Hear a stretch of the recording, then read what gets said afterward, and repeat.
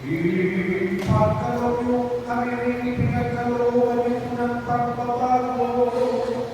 ay makapaghain ng mga alay na malulugod sa inyo. Sa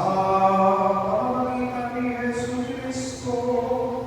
kasama ng Espiritu Santo,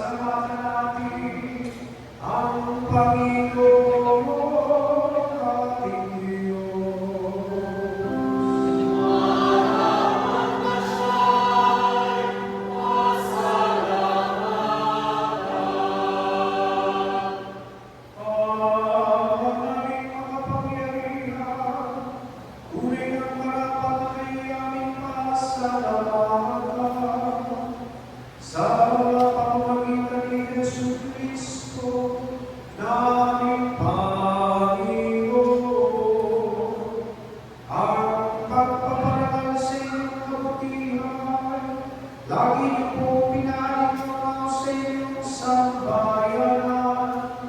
sa pagkakaroon ng mga kanin na maasahan at tapat tulad ninyo sa pananagutan upang magbunga ng punyagi ng inyong anak na sa inyong pag-ibig kami ay makatulad.